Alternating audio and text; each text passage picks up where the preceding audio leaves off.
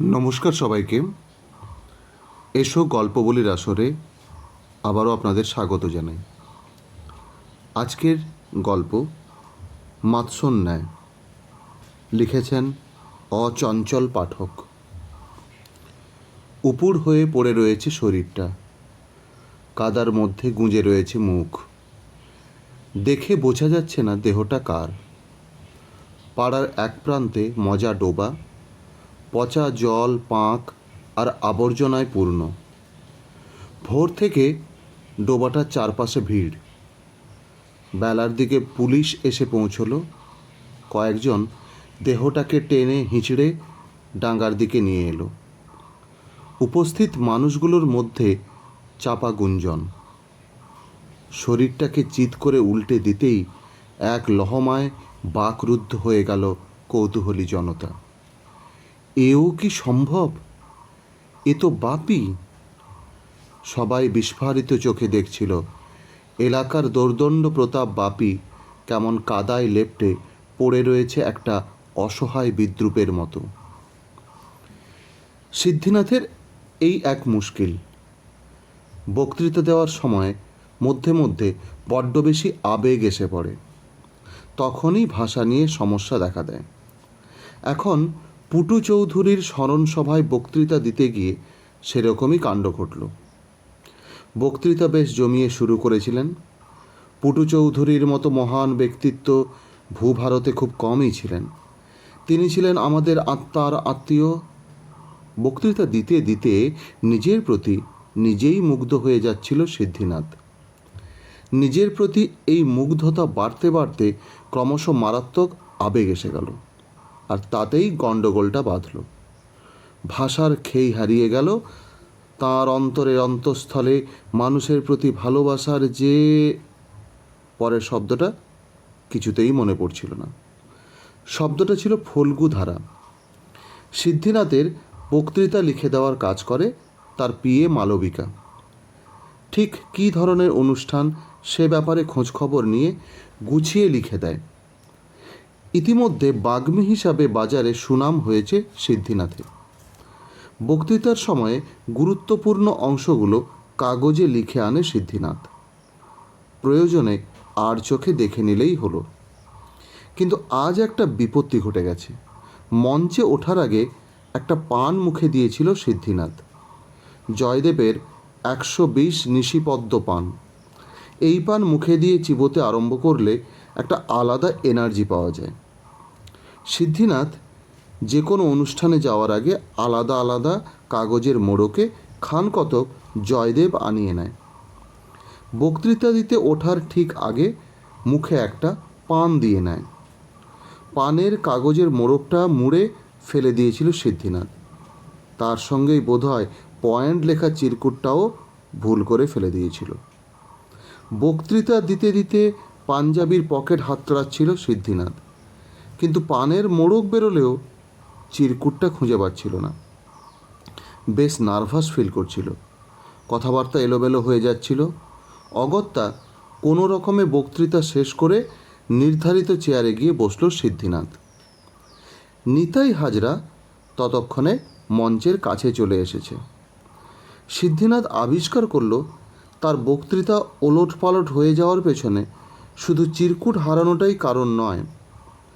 বক্তৃতা সে কোনো রকমে চালিয়ে যেতে পারত, কিন্তু সব গণ্ডগোল হয়ে যাওয়ার পেছনে নিতাই হাজরাও একটা কারণ। বক্তৃতা দিতে দিতে সিদ্ধিনাথের চোখে পড়েছিল নিতাই হাজরা আসছে। নিতাইকে দেখেই সিদ্ধিনাথের মটকা গরম হয়ে গেল। মটকা গরম হলে সিদ্ধিনাথের সব কেমন যেন গুলিয়ে যায়।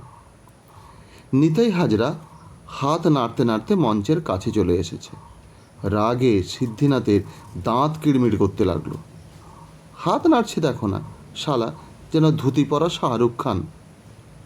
সঞ্চালক নিতাই হাজরাকে দেখতে পেয়ে বলে উঠল, ইতিমধ্যে দেখতে পাচ্ছি এলাকার প্রাক্তন কাউন্সিলর তথা সমাজসেবী শ্রীযুক্ত নিতাই হাজরা এসে পড়েছেন। নিতাই হাজরাকে উদ্যোক্তারা আপ্যায়ন করে মঞ্চে ডেকে নিল। সিদ্ধিনাথের পাশে একটা চেয়ার ফাঁকা ছিল। নিতাই হাজরা মঞ্চে উঠে সেই চেয়ারটায় বসেই চাপা গলায় বলল, কী হে সিদ্ধি, ভালো আছো তো? রাগে সিদ্ধিনাথের ভেতরটা চিড়বিড় করছিল, তবু সৌজন্যবশত ঘাড় ঘুরিয়ে সংক্ষিপ্ত জবাব দিল, হুম।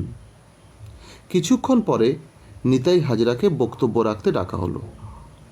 নিতাই হাজরা মাইকে গিয়ে শুরু করলেন, মাননীয় ভদ্র মহোদয়গণ, পুটু চৌধুরী ছিলেন আমার বিরোধী রাজনৈতিক দলের নেতা। তার সঙ্গে আমার মতের মিল ছিল না ঠিকই, কিন্তু মনের মিল ছিল। তিনি যখন চেয়ারম্যান ছিলেন সেই সময়কার অনেক স্মৃতি। নিতাই হাজরা মাত্র 5 বছর এই ওয়ার্ডের কাউন্সিলর ছিলেন। 5 বছরেই অত্যন্ত জনপ্রিয় হয়ে উঠেছিলেন। সবাই বলতো, এমন পড়াশোনা করা জ্ঞানী লোক ইদানিংকালে রাজনীতিতে পাওয়া যায় না। কিন্তু কোনো এক অজ্ঞাত কারণে নিতাই হাজরা সক্রিয় রাজনীতি থেকে পুরোপুরি সরে দাঁড়ালেন। এই সন্ন্যাস গ্রহণের কারণটা ঠিক স্পষ্ট নয়। এই নিয়ে নানাজনে নানা কথা বলে, কিন্তু নিতাই হাজরার জনপ্রিয়তা এখনও তেমন কমেনি। এখনও কোনো সমস্যা হলে বহু মানুষ কাউন্সিলর সিদ্ধিনাথের কাছে ছুটে না গিয়ে নিতাই হাজরার কাছে যায়। ক্ষমতায় না থাকা সত্ত্বেও যায়, আর সেই কারণেই সিদ্ধিনাথের রাগ। কথায় কথায় সবাই কেবল নিতাই হাজরার সঙ্গে তার তুলনা করে। কোনো মানে হয়? সিদ্ধিনাথও তো কাজ কিছু কম করেনি।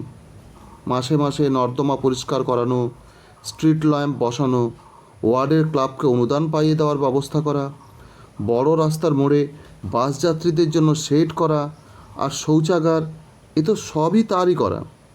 হ্যাঁ, এটা ঠিক, বাস যাত্রীদের শেড তৈরিতে 80,000 খরচ হয়েছে, কিন্তু সেটা 3.5 লাখ দেখানো হয়েছে।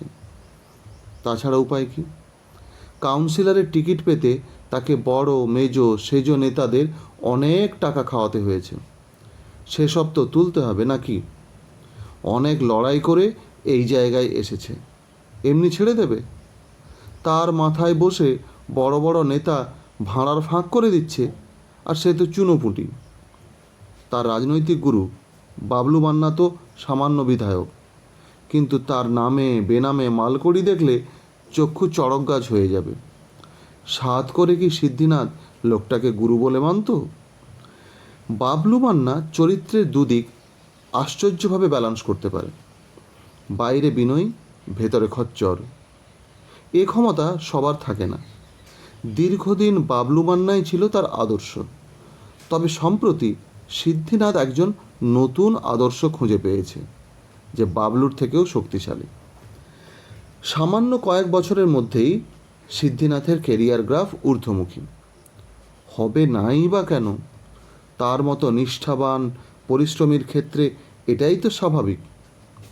সিদ্ধিনাথের পরের লক্ষ্য এমএলএ ইলেকশনে টিকিট পাওয়া, কিন্তু সেখানে তো একচ্ছত্র অধিপতি হয়ে বসে রয়েছে স্বয়ং বাবলু মান্না।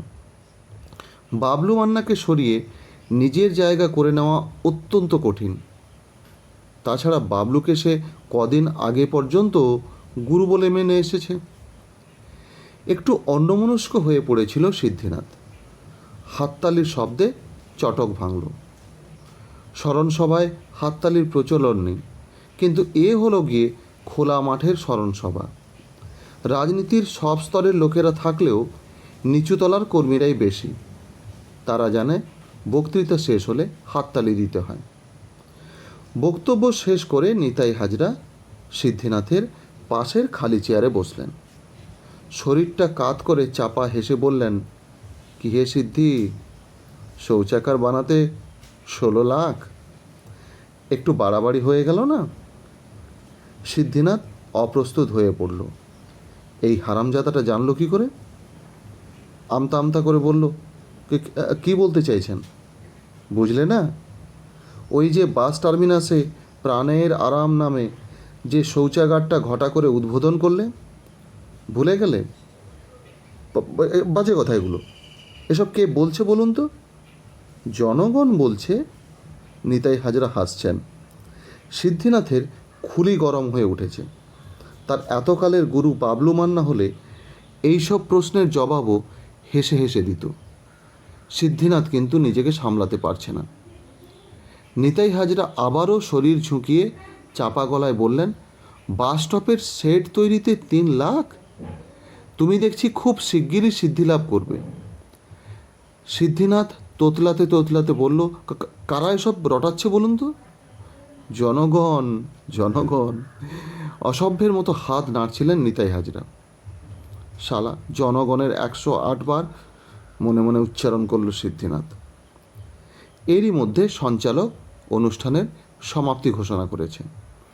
ভেতরে ভেতরে টকবক করে ফুটছিল সিদ্ধিনাথ। ভাগ্যিস অনুষ্ঠান শেষ হয়ে গেছে, না হলে এতক্ষণে একটা বড় রকমের সিন ক্রিয়েট করে ফেলত। অনুষ্ঠান শেষ হওয়ার পরেও সিদ্ধিনাথ থম মেরে বসেছিল। শালা নিতাই হাজরা, ঢাল নেই, তলোয়ার নেই, নিধিরাম সর্দার। অতিথিরা একে একে মঞ্চ থেকে নেমে পড়েছেন। নিতাই হাজরা বললেন, ওঠো এ সিদ্ধি। চেয়ার ছাড়তে মন চায় না জানি, কিন্তু তাও ছাড়তে হয়। আপনাকে খুব শ্রদ্ধা করি স্যার, কদ মুখে কথাটা বলল পালান। নিতাই হাজরা হেসে বললেন, এই কথাটা তুই মাঝে মধ্যেই বলিস, কিন্তু আমাকে শ্রদ্ধা করে কি হবে বলতো? আমি তো এখন ঠুঁটো জগন্নাথ, আমায় শ্রদ্ধা করে কোনো লাভ নেই। পালান কাঁচুমাচু মুখে বলে, আপনি বলেন বটে, অনেকবার আপনাকে শ্রদ্ধা না করার চেষ্টা করে দেখেছি, পারিনি। শ্রদ্ধা ব্যাটার ছেলে কোত্থেকে ঠিক এসে মনের মধ্যে জুড়ে বসে, বড় নাছোড় বান্দা। শব্দ করে হেসে উঠলেন নিতাই হাজরা। সত্যি তোকে নিয়ে আর পারা গেল না। আরও কাঁচুমাচু মুখ করে পালান বলে, আপনি হাসছেন স্যার? আমার বউ আমাকে কি বলে জানেন? বলে, তোমার মুরত আমার জানা, না খেয়েই মরতে। নেহাত নিতাই স্যার ছিলেন বলে। নিতাই স্যার কর্পোরেশনের সুপারভাইজারের যে পোস্ট ছিল সুইপারদের, সেটা না করে দিলে আজকে তো ভিক্ষে করতে হতো। জীবন থাকতে কখনো নিতাই স্যারকে ভুলবে না, তোমার অমঙ্গল হবে। বউরা মাঝে মাঝে ঠিক কথাও বলে ফেলে, কি বলেন স্যার? নিতাই অনেকক্ষণ ধরে একটা মোটা বই পড়ছিলেন। বইয়ের পাতা থেকে মুখ তুলে বললেন, বুঝেছি, বউয়ের কথা রাখতে তুই কাজকর্ম ফেলে আমার কাছে হানা দিস, তাই তো?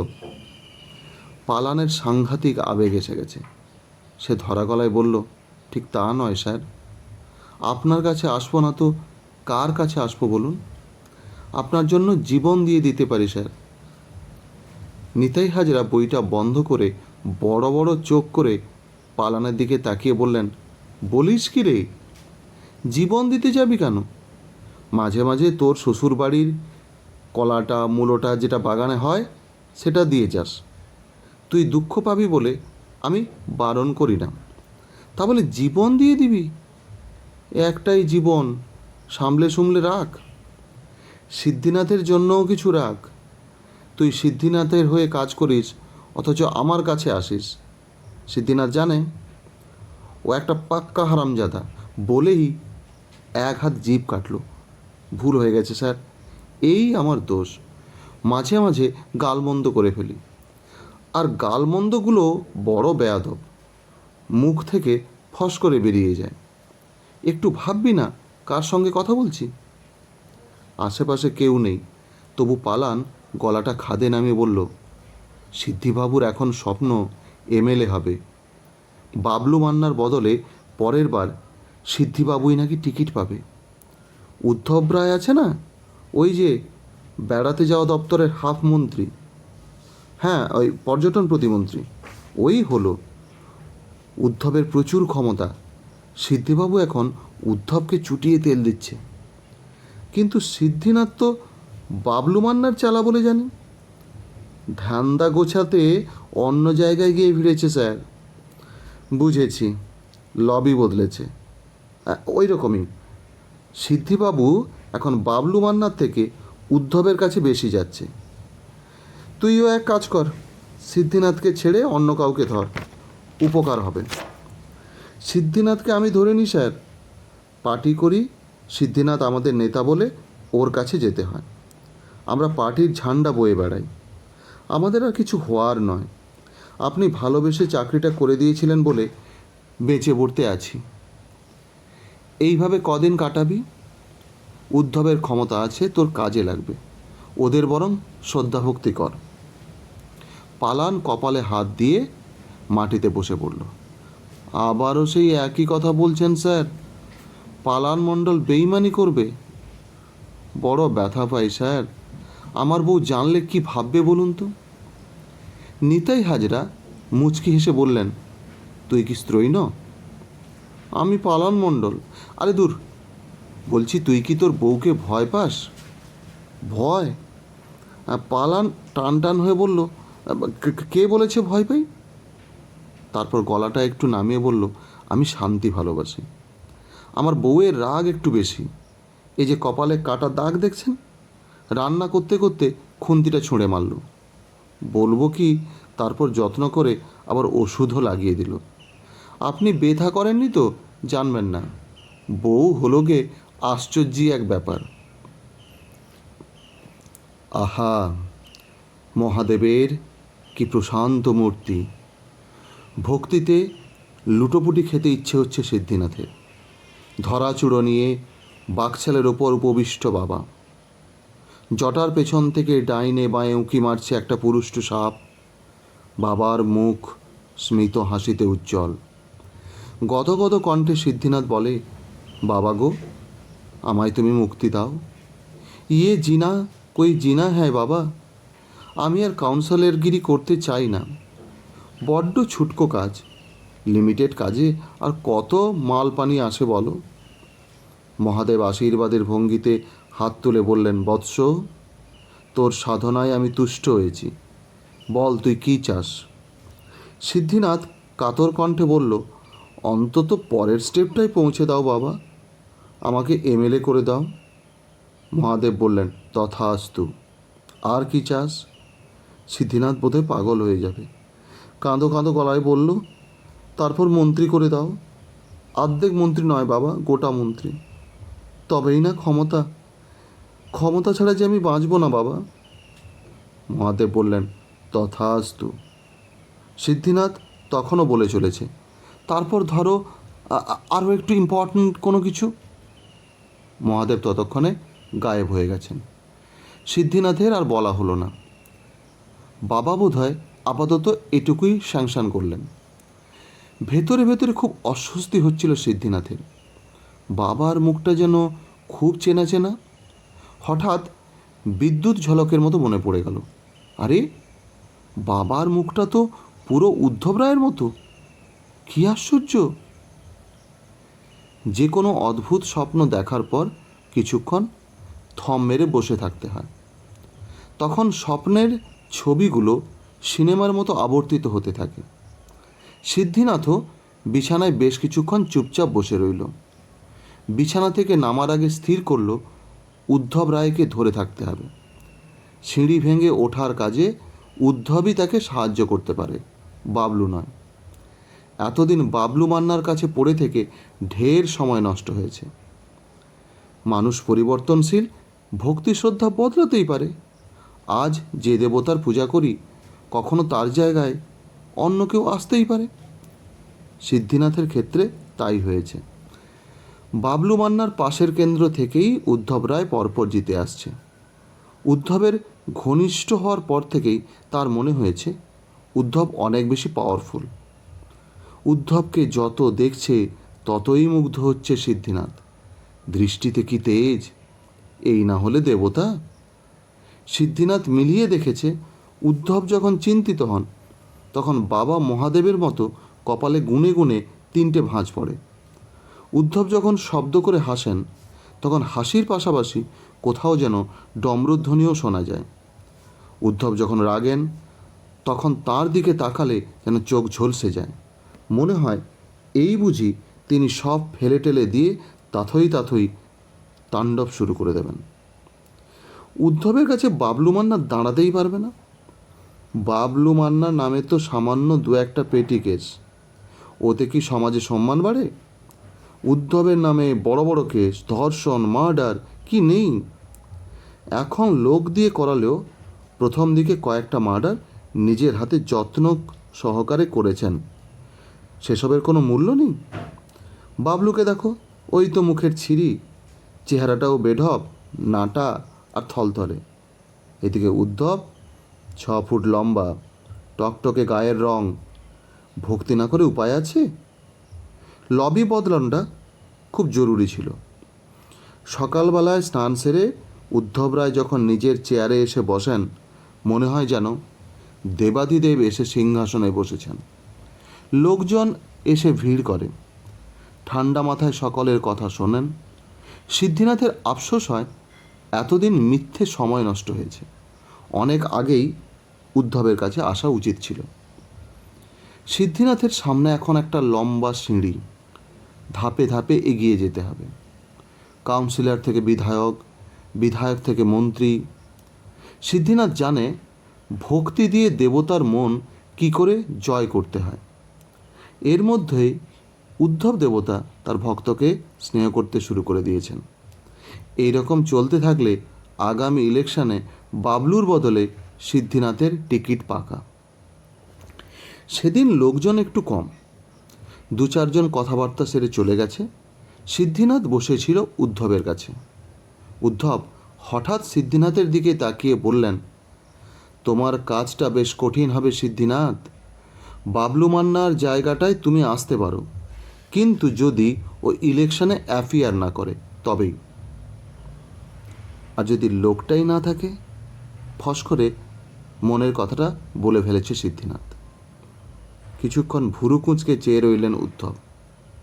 বেশ কিছুক্ষণের নীরবতা। তারপরই বজ্র গম্ভীর গলায় বললেন, তুমি কি বললে? আবার বলো। সিদ্ধিনাথ অবিচলভাবে জবাব দিল, আপনাকে কি আর খোলসা করে বলার দরকার আছে? समझदारों के लिए इशारा ही काफ़ी है।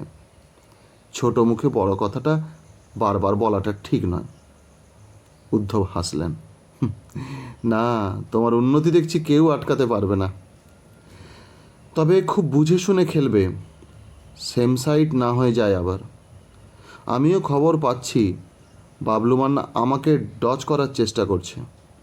কোনো দিনই পারবে না স্যার, নিশ্চিন্ত থাকুন। উদ্ধব মাথা নাড়তে নাড়তে বললেন, সব ব্যাপারে অত নিশ্চিন্ত হওয়া বুদ্ধিমানের কাজ নয় সিদ্ধিনাথ। বাবলু মান্নার ব্যাপারে তোমাকেই উদ্যোগী হতে হবে। সিদ্ধিনাথ আত্মবিশ্বাসের সঙ্গে বলল, স্যার, আপনি সঙ্গে থাকলে কোনো চিন্তা নেই, খুব শিগগির ব্যবস্থা করে ফেলব। বড় মানুষ হলে অনেক কিছু করে বড় মানুষ হতে হয়। তার মধ্যে একটা হলো ভোরবেলা বিদেশি কুকুর নিয়ে রাস্তায় বেরোনো। কুকুর হ্যাঁ হ্যাঁ করতে করতে জিভ বার করে যেতে যেতে মাটিতে গন্ধ শুকবে, খোলা রাস্তায় পটি করবে। মালিক চেন হাতে পেছনে পেছনে ছুটবে। মালিকের পরনে থাকবে বারমুডা আর ইংরেজি কোটেশন লেখা টি শার্ট। বারমুডা থেকে 2 ফেত্তা সাদা দড়ি লতপত করে দুলবে। পায়ে থাকবে দামি স্নিকার। বিদেশি কুকুর, তাই তার নাম কালু বা ভুলো হলে চলবে না, টমি বা জিমি গোছের কিছু দিতে হবে। মাঝে মাঝে ইংরেজিতে বকাঝকাও করতে হবে। পথ চলতি মানুষ কুকুর দেখে ভয় পেয়ে থমকে দাঁড়াবে। মহিলারা এগোতে চাইবে না। সব ওই বড় মানুষটি বেশ উপভোগ করবে। বলবে, ভয় পাবেন না, ও আমার খুব বাধ্য। তারপর নিজের কুকুরকে ইংরেজিতে চাপা ধমক দেবে। বাপি জানে বড় মানুষ হতে গেলে এইসব করতে হয়, বড় মানুষ হলে এইসবও করতে হয়। বাপি একটা ল্যাব্রাডর পুষেছে। ভোরবেলা কুকুর নিয়ে বেরোয়, পরনে বারমুডা আর টি শার্ট। ইংরেজি কোটেশন লেখা অনেকগুলো টি শার্ট কিনেছে বাপি। কোটেশনগুলো অবশ্য সে পড়তে পারে না, তাতে কিছু যায় আসে না। বড় মানুষের মতো কুকুর নিয়ে রোজ সকালে বেরোয় বাপি। কুকুরের নাম রেখেছে টাইগার। বাপির বিদ্যে বেশি নয়, তাই ইংরেজি বকাঝকাগুলো খুব একটা পারে না। তবে সে স্ট্যান্ড আপ আর সিট ডাউন কথা দুটো জানে। বড় মানুষ বাপি কুকুরের পেছনে যেতে যেতে বেশ কায়দা করে বলে, সিট ডাউন টাইগার। বাপির কুকুর বিদেশি হলেও বোধহয় বাপির মতোই অশিক্ষিত। তা না হলে বাপির আদেশ সত্ত্বেও কি আর বেহায়ার মতো হ্যাঁ হ্যাঁ করতে করতে ছুটতে থাকে? বাপি খুবই প্রতিভাবান। ক্লাস 5-এর পর থেকেই তার প্রতিভা ফুটে বেরোতে থাকে। তখন থেকেই সে নিজের পায়ে দাঁড়াতে শিখেছে, অর্থাৎ উপার্জন করতে শিখেছে। ওর গাছের কলাটা মূলোটা চুরি করে বেচে দিয়ে ভালো আয় হতো তার। ক্লাস 5-এর পরে আর পড়াশোনা হয়নি, কিন্তু প্রতিভাবানদের আটকে রাখা মুশকিল। একটু বড় হওয়ার সঙ্গে সঙ্গে তার প্রতিভার বিচ্ছুরণ চোখে পড়তে থাকে। মাত্র 14-15 বছর বয়সেই সে বড়সড় চুরিতে হাত পাকিয়ে ফেলে। 18 বছর বয়সে বাপি প্রথম সফল ডাকাতি করে। তার কয়েক বছর পরেই সে একটা ওয়ান শটার জোগাড় করে এবং একজনকে পয়েন্ট ব্ল্যাঙ্ক রেঞ্জ থেকে গুলি করে। তো পয়েন্ট ব্ল্যাঙ্ক রেঞ্জ থেকে গুলি করার কারণ ওই লোকটা সমাজসেবা না কী সব ভুলভাল কাজ করে সমাজের ক্ষতি করছিল। এই কাজটা অবশ্য অন্যের নির্দেশে করেছিল বাপি। প্রচুর টাকাও পেয়েছিল। এই কাজের পর থেকেই বাপির খ্যাতি ছড়াতে শুরু করে। বাপি পাকাপাকিভাবে অপরাধ জগতে প্রবেশ করে এবং একের পর এক দুঃসাহসী কাজ করতে থাকে। প্রথম দেশি রিভলভারে কাজ সারত। এখন তার হাতে দামি বিদেশি মেশিন। যখন তখন যার তার গায়ে মেশিন ঠেকিয়ে দানা ভরে দিত বাপি। এটাতে সে সিদ্ধহস্ত। আড়ালে আবডালে সবাই তাকে দানা বাপি বলে ডাকে। যদিও বাপির একটা পোশাকি নাম আছে, সে নাম কেউ জানে না। পুলিশের খাতায় বাপি ফেরার। খবরের কাগজে বেরোয় কুখ্যাত দুষ্কৃতী দানা বাপি ফেরার। হন্যে হয়ে খুঁজছে পুলিশ। আর বাপি সেই খবর সবাইকে দেখিয়ে বলে, আমার কথা পেপারে লিখেছে, দেখো। মোট কথা, বাপির কেশাগ্র কেউ স্পর্শ করতে পারে না। সবাই জানে বাপির মাথায় বড় বড় নেতার আশীর্বাদের হাত রয়েছে। তারাই বাপিকে আগলে রাখে, কারণ তারা জানে বাপি ফাঁসলে তারাও ফাঁসবে। বাপি এখন যথার্থই বড় মানুষ। নিজস্ব কাজের পাশাপাশি একজন সফল প্রমোটার। বাপিকে সবাই খুব সম্মান করে। বিভিন্ন অনুষ্ঠানে অতিথি করে নিয়ে যায়। সেদিন স্থানীয় ক্লাবে স্বাধীনতা দিবসের পতাকা তুলতে গিয়েছিল বাপি। ছোটোখাটো বক্তৃতাও দিল। আজ আমাদের স্বাধীনতা দিবস। কত লোক প্রাণ দিয়েছে দেশের জন্য। আপনারা কোনো কাজে ভয় পাবেন না। দেশের জন্য যারা লড়েছিলেন তারা কি ভয় পেয়েছিলেন? ফালতু টেনশন নেবেন না। কবি বলেছেন, টেনশন লেনে কা নেহি দেনে কা। তবে আপনাদের সবাইকে বলি, শান্তিতে থাকুন, বেফালতু ক্যাঁচালে যাবেন না। বাচ্চারা, মন দিয়ে পড়ালেখা করো। পড়ালেখা না করলে বড় মানুষ হতে পারবে না। আমার বাড়িতে যাবে, দেখবে কত বড় বড় লেখকের মোটা মোটা বই আলমারিতে শান্টিং করা আছে। যাই হোক, আমি খুশি হয়ে এই ক্লাবকে 50,000 টাকা ডোনেট করলাম। সবাই ভালো থাকুন, বিন্দাস থাকুন। জয় হিন্দ, বন্দে মাতরম। তুমুল করতালিতে ফেটে পড়ল চারদিক। সবাই বলল, বাপিবাবু কত মহান, কত হৃদয়বান, কি আশ্চর্য ব্যক্তিত্ব। আর বক্তব্য রাখলেন কি সরল সহজ ভাষায়, যেন মাটির মানুষ। ক্লাব প্রেসিডেন্ট বক্তৃতা দিতে গিয়ে প্রায় কেঁদে ফেলেছিলেন। বাপিবাবুর মতো মানুষরা আছেন বলেই সমাজটা আজও টিকে আছে। বাপিবাবুর জন্য আমরা সত্যিই গর্ব অনুভব করি। বাবলু মান্নার বাড়িতে এসেছে বাপি। জরুরি তলব। রুদ্ধদ্বার বৈঠক বসেছে। ভুরু নাচিয়ে বাবলু মান্না বলল, তোর ব্যাপারটা কি বাপি? চোস্ত পাঞ্জাবিতে একদম অন্যরকম সেজে এসেছিস। বাপি গম্ভীর গলায় উত্তর দিল, একটা অনুষ্ঠান ছিল। অনুষ্ঠান? ভুরু কোঁচকালো বাবলু। ভুলেই গিয়েছিলাম, তোর তো এখন সোসাইটিতে দারুণ প্রেস্টিজ, তাই না? তা কিসের অনুষ্ঠান? স্বাধীনতা দিবসের? হ্যাঁ, পতাকা তোলার ব্যাপার ছিল। বাবলু বিদ্রুপ করে বলল, হ্যাঁ বলিস কি রে, দানা বাপি তুলছে জাতীয় পতাকা? দেশের কি অবস্থা রে! তোমার মতো তিলে খচ্চর যদি অনুষ্ঠানে অতিথি হয়ে বক্তৃতা করতে পারে, তাহলে আমিও পারি। ভাষাটা একটু ঠিক কর বাপি। চুপ করো তো। কি করতে হবে আর কত মাল দেবে চটপট বলো, আমার হাতে টাইম নেই। বাবলু বড় বড় চোখ করে কিছুক্ষণ তাকিয়ে থেকে বলল, আমার কাছ থেকে মাল কিছু কম পেয়েছিস? শালা, আমার হাত ধরে এই জায়গায় এসেছিস আর আমাকেই রব দেখাচ্ছিস? এত দেমাগ ভালো নয় রে বাপি। বাপি বিরক্ত মুখে বলল, ফালতু হেজিও না। আমার ফাটলে তোমাদেরও ফাটবে, তা তুমি ভালোই জানো। এখন কথা না বাড়িয়ে কাজটা কি বলো? বাপিকে কাজে লাগাতে হবে, তাই রাগ হলেও বাবলু নিজেকে সামলে নিয়ে বলল, ময়লা সাফ করতে হবে। কে বলো তো? সিদ্ধিনাথ বড্ড বেড়ে খেলছে। বাপি অবাক হয়ে বলল, কি বলছো গো বাবলুদা? সিদ্ধিনাথ তো তোমার ডান হাত বলেই জানি, তাকেই? বাবলু বিরক্ত হয়ে বলল, তোর অত দরকার কি? তোর কাজ তুই করবি, কিভাবে করবি তুই বুঝবি। এখন হারামি উদ্ধবের সঙ্গে হাত মিলিয়েছে। কদিন আগেও আমার কাছে পড়ে থাকতো, এখন উদ্ধবের সাহায্য নিয়ে আমাকে সরিয়ে টিকিট পেতে চাইছে। বাপি একটু হাসলো। বাবলুদা, তুমি শালা 20 মাল, তুমি পারো না এমন কিচ্ছু নেই। স্বপ্ন দেখার অভ্যেস একটি অত্যন্ত দুষ্ট রোগ। এ রোগ অনেককে শেষ করে দেয় নানাভাবে। নিতাই হাজরাকে কিন্তু এই রোগই বাঁচিয়ে রেখেছে। তিনি আজও স্বপ্ন দেখেন। অন্ধকার গহ্বর থেকে উঠে আসছে অত্যন্ত উজ্জ্বল কিছু মুখ, যারা ধ্বংস নয়, শুধু সৃষ্টির কথা বলে। আজকাল যখনই জনবহুল অঞ্চলে যান, নিতাই হাজরা মুখোশের ভিড় থেকে মুখ খোঁজার চেষ্টা করেন। কখনো কখনো স্ফুলিঙ্গ দেখতে পান। পালানের মতো আজও অনেকেই নিতাই হাজরার কাছে আসে, রাগের কথা বলে, যন্ত্রণার কথা বলে। মূর্খ মানুষগুলোকে নিতাই বারবার বোঝানোর চেষ্টা করেন, তোমরা কেন আসো আমার কাছে? আমি প্রাক্তন। এই সমাজে প্রাক্তনদের কোনো মূল্য নেই।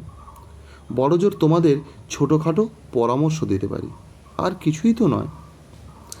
তারা বুঝতে চায় না, কেবল বলে, আপনার পরামর্শটুকুই আমাদের কাছে অনেক কিছু। সৎ পরামর্শই বা আজকাল কজন দেয়? আপনি কেন রাজনীতি থেকে সরে এলেন বলুন তো? আপনার মতো লোকের বড় দরকার।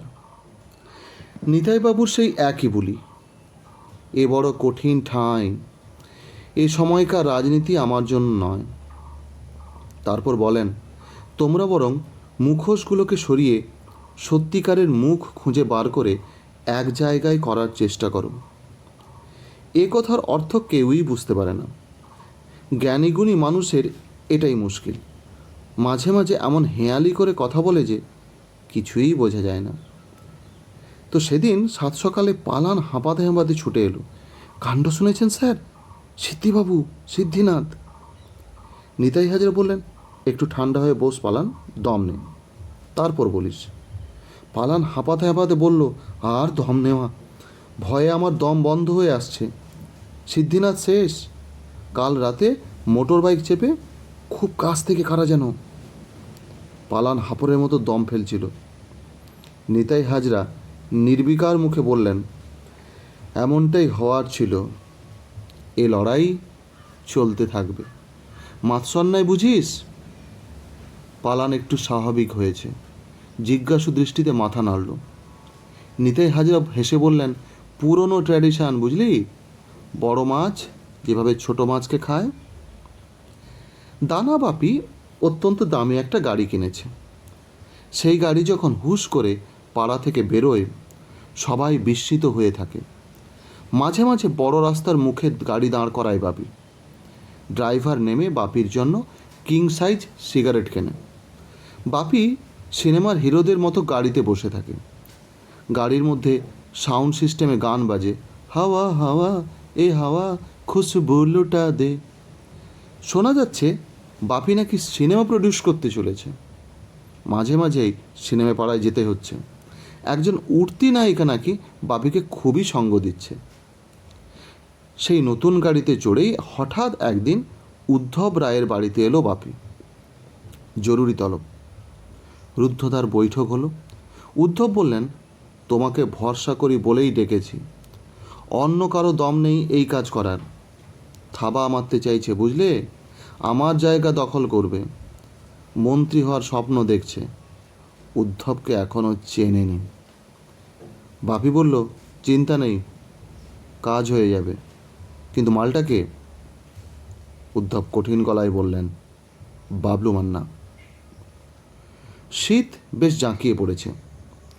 সকাল 8টা নাগাদ মিটমিটে একটু রোদ উঠেছে। নিতাই হাজরা প্রাণায়াম করছিলেন। হঠাৎ চাদর মুড়ি দিয়ে পালান এসে হাজির, খুব উত্তেজিত। মাথা থেকে চাদর সরিয়ে বলল, কাণ্ডটা শুনেছেন স্যার? কাল রাতে বাবলু মান্না নিজের গাড়িতে করে ফিরছিল। ঘন কুয়াশা ছিল, মনে হয় কোনো ট্রাক পিষে দিয়েছে। না হলে অমন বিচ্ছিরিভাবে দুমড়ে মুচড়ে যাবে? তাকানো যাচ্ছে না, এমন অবস্থা। সঙ্গে ড্রাইভারও। নিতাই হাজরা যথারীতি নির্বিকার মুখে বললেন, এ তো হওয়ারই ছিল। দুর্ঘটনা ঘটে, আবার ঘটানোও যায়। যাই হোক, সিদ্ধি নেই, বাবলু নেই, তুই বরং উদ্ধবের কাছে যাতায়াত শুরু কর, কাজে দেবে। তারপর একটু থেমে বললেন, তবে কি জানিস, কোনো দিন হয়তো দেখবি উদ্ধবের জন্য আরও বড় কোনো বন্দোবস্ত করেছে। বড় অন্ধকার রে। বেশ কিছু মানুষকে আলো হাতে এগিয়ে আসতে হবে। মুখোশ নয়, সত্যিকারের কিছু মুখ চাই। চারদিকে ময়লা স্তূপ হয়ে জমে গেছে। এ তো মহা মুশকিল। নিতাই হাজরা আবার হেঁয়ালি শুরু করেছেন। পালান ভ্যাবলার মতো কিছুক্ষণ তাকিয়ে থেকে প্রশ্ন করল, স্যার কি বলতে চাইছেন? এরপর উদ্ধবের পালা? নিতাই হাজরা হেসে বললেন, হতেও পারে, আবার নাও হতে পারে। তোকে বোঝানো যাবে না।